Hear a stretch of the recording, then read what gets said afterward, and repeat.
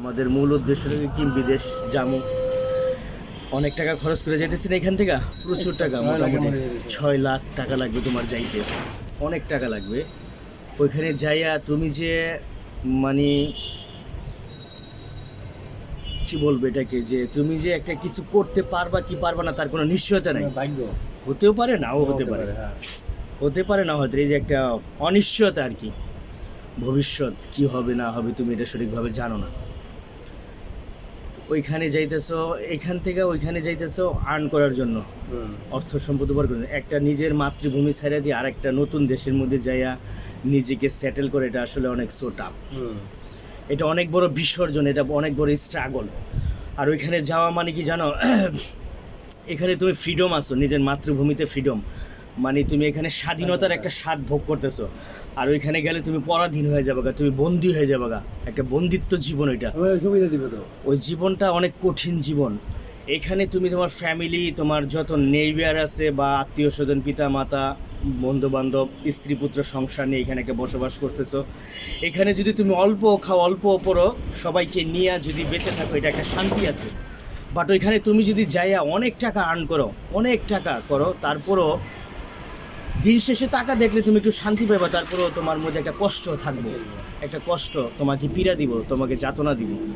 যাই হোক, আমার মূল কথা বলার উদ্দেশ্য হলো, তুমি যেখানেই থাকো, যে প্রান্তেই থাকো, পৃথিবীর যে প্রান্তে থাকো, সেখানে তুমি আল্লাহকে ডাকতে পারবা।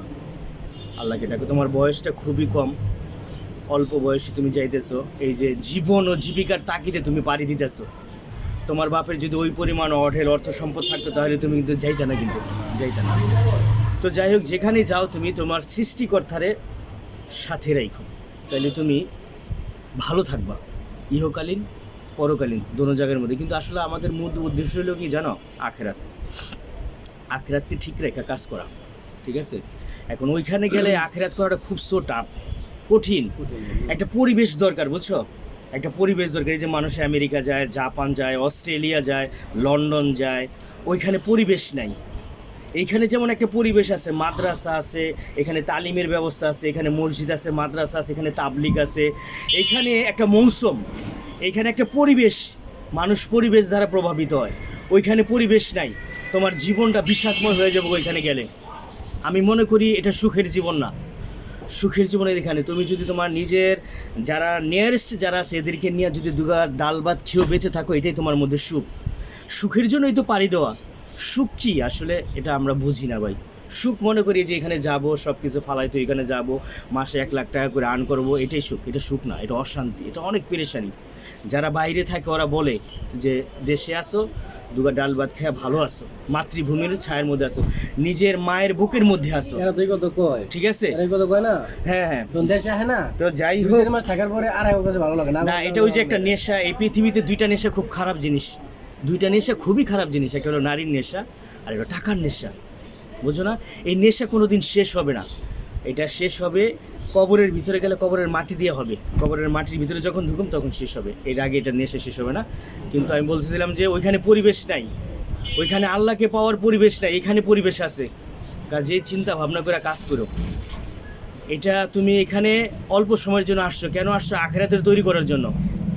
এখানে খাইলাম, এখানে নাস্তা খেলাম, সকালে নাস্তা খেলাম, বিকালে খাইলাম, দুপুরে খাইলাম, বিয়ে শাদী করলাম, বাচ্চা পয়দা করলাম, উদ্দেশ্য এটাও থাকবো। কিন্তু এটার পাশাপাশি আমার আখেরাত ঠিক থাকতে হবে, আল্লাহ রসুল আমার নিয়ে চলতে হইব। এর জন্য এটার দিকে ফোকাস দিও, যেখানেই থাকো, মানে আল্লাহ রসুলের দিকে ফোকাস দেওয়া, তাইলে তুমি এটার মধ্যে শান্তি পাইবা। আর নাইলে তুমি যতই টাকা আর্ন করো, তুমি যদি ওইখানে গিয়ে তুমি পসিবল না, আমি যতই বলি তোমাকে, কিন্তু ওইখানে গিয়া সম্ভব না। ওইখানে ওই পরিবেশ নাই। এইখানে যেমন একটা সুইটেবল পরিবেশ আছে, খুব একটা সুন্দর মনোরম পরিবেশ আছে। হ্যাঁ, মুসলিম তো ওইখানে তো এত বড় একটা প্রদেশ, ওইখানে বোঝো না, ওইখানে রিয়ার। ওইখানে তুমি পড়বে কি পড়বে না, ওই জায়গার মধ্যে তোমার যা হইব কি হইব না, এটার কোনো নিশ্চয়তা নেই।